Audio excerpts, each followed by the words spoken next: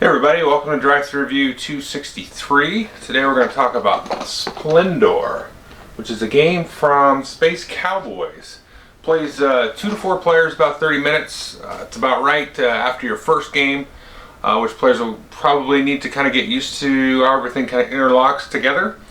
The game is kind of a Kinesia sort of math game on the surface, but it has an interesting kind of drafting and sort of marketplace that happens. So very much a Euro game, but it's also very much a filler, 30 minutes to play.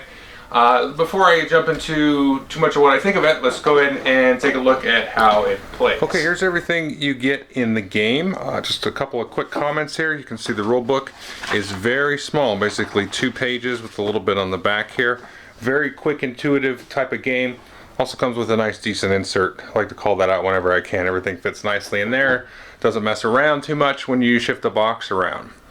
Now the main thing that you're going to be focused on in the game are these cards here. There's a couple of things that you can see about these cards. First off are the points here. So these big white numbers in the upper left hand corner are the amount of points that you're going to get when you're able to play these cards in front of you. The game is played until somebody gets 15 points. Then we're going to finish out all the turns so that everybody has the equal number of turns, and whoever has the most points at the end of that is going to be the winner. You also have these nobles up here, and these are going to be laid out kind of based on the number of players, basically number of players plus 1. These are the points that these guys will also grant you. So how do you acquire and play these cards? Well, if you look here, we'll take a look at this 3-pointer here. You can see if you play 3 white, 3 blue, 5 green, and 3 red, then you can play this in front of you. Then you'll have scored 3 points. The other thing that you will have done is also given yourself basically kind of an automatic, or kind of a persistent always on black. So if you take a look here, we have these different discs, which are really cool, really nice, very hefty kind of poker chip ideas here with a nice, illustration of whatever color jewel that you are going for.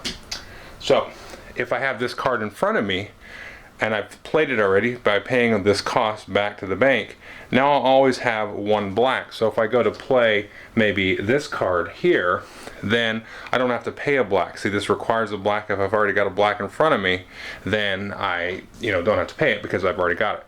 It's very feasible that some of these cards, as you acquire more and more cards in front of you, getting these different bonuses, you don't have to pay anything. I mean, for example, this card here, all you need is 1 white, 1 green, 2 red, and 1 black in front of you, so I can very easily take this card. So what does a turn look like? Well, a turn, basically, you get 1 action. You can do 1 of 4 things. First thing you can do is take some of these chips here. There's 2 ways to take the chips. You can either take 3 different, so I could take here, for example, a white, red, and blue, put those in front of me, or I can take 2 of the same. Now you can only take 2 of the same if you have at least 4 left in the stack there.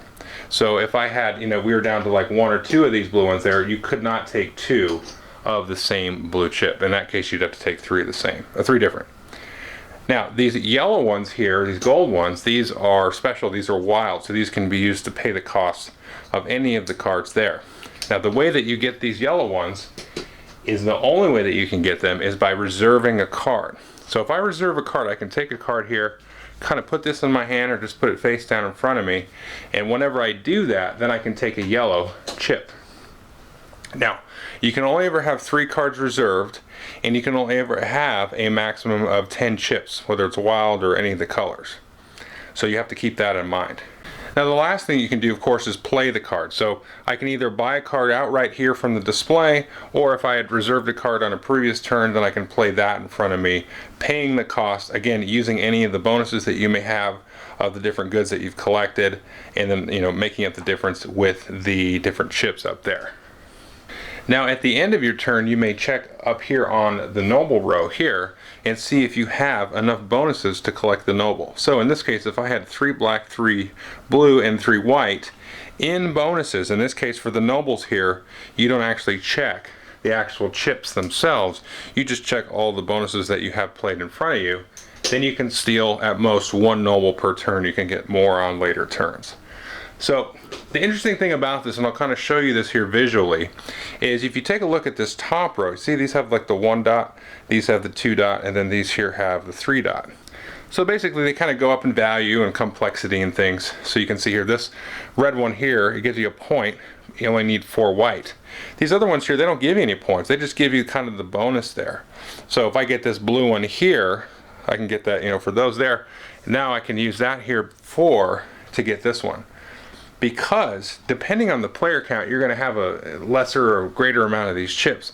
It's impossible, or at least very unlikely, that you're ever going to have 7 blue chips in front of you, because even in a 4-player game there's only 7 blue chips. If you're playing in a 2 and 3 player, there isn't even that many in there. Yes, you could have wilds to get, but you're really going to want to grab these extra bonus chips here to help you get quicker to these bigger totals to get, you know, more points and get more of the bonuses, which let you grab the nobles. So it's kind of an interesting sort of paradigm where you're kind of getting these little cheap ones that aren't worth a lot of points, but they add to your sort of overall collection, your overall capability, and you kind of cascade your way down here, and then you grab some big ones and kind of almost work backwards and then try to grab some of these nobles for that kind of quick end. And of course, once you reserve cards or build cards out of here, these are going to be immediately replenished out here. And there's all kinds of different combinations of, you know, certain goods make up other goods and things like that. So it's a very simple game. Let's see what I think of it. Okay, I hope you enjoyed the overview. This is a difficult game to explain because it's very much like just about number crunching and kind of getting your little engine going of just like having a thing, you know, oh, okay, I have the onyx or the blue topaz, whatever the heck the thing's called, and you know, okay, cool, now I can buy this. But so it's just like a numbers game. But there's some cool things that you can do here, and I really do like this game quite a bit, and I would definitely recommend it. For anyone that is like a fan of Biblios. Somebody asked me, they said, hey, this game kind of looks like Biblios. And I said, yeah, it kind of feels like in that same kind of vein. I mean, they're definitely totally 2 way different games. But it really fits that niche of if you played the heck out of Biblios, for example, and you want something new, I think this is going to be a nice fit. So, the kind of the thing about it is, you know, you're collecting some chips and then buying some cards very simply. But there's a lot kind of writing on how you choose the chips, because you're going to be kind of watching everybody else, and they're going to be like, oh, okay, he wants some black chips, I'm going to make sure to take some black chips. You know, or I take just enough chips so that you can't take 2 of the same, because remember, you can't take 2 if there is less than 4 in the stack. So there's that to kind of watch out for, and I know that explaining that out loud actually makes it kind of sound kind of, you know, but it's pretty cool. And the other thing is you can do the reserve thing, which gives you a wild chip, but also can deny somebody, but also you kind of make your plan, you know, because you can say, okay, if I get this card, that'll give me an extra blue, and then I'll be able to take these chips on the other round because they're kind of ignoring the red and the green, so I can take this other card, okay, that's going to get me to this big 5-point card, which by that time I expect to have a couple of these other ones so I could be close to grabbing this noble. Okay, well, reserve that big 5-point card, so now it's mine, and I've got that. And then you can spend a little bit of time kind of reserving and you know, keeping cards away from other players a little bit like that.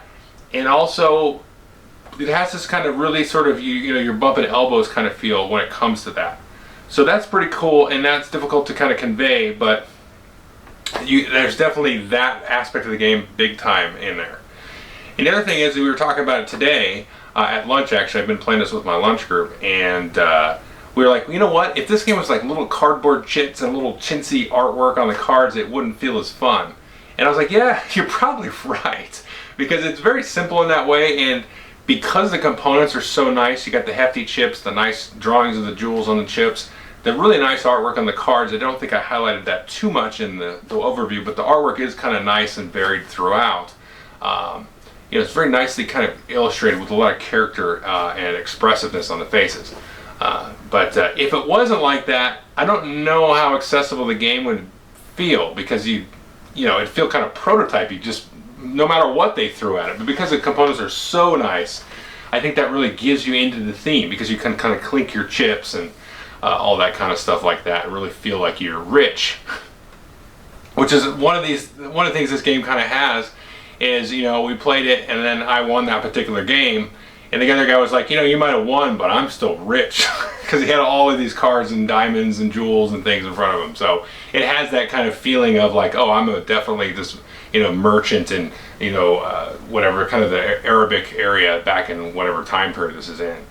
So yeah, it has a neat thing and a pacing to it where you kind of build your engine, and you kind of, like I said, weave up and down the cards, and then it's like zap right at the end, and then okay, I've killed it. Now we've got to finish out the round. So that's pretty cool, and you can kind of gauge when people are getting close to a noble, then try to jack the cards from them and stuff like that. So. Anyway, so it's really basic and mathematical to explain, but I really enjoy it. It's great filler. It definitely will take you 30 minutes once you play it once or twice to sort of feel the pace of the game, and then you can kind of let the card flops, bounce your strategy and your tactics a little bit. Because that first play is kind of like, okay, I get a card. That gives me no points, And then after that, then you kind of get going and rolling and figure it out. But anyway, pretty quick. 2 to 4 players, plays great, all player counts, and so definitely I would take a look at it. And it's a fairly good price point. I believe you can probably pick it up for about 30 bucks or so, which is a little much for a filler, but it has a really nice component. So it's definitely priced right, I think. So anyway, Splendor, take a look. Thanks.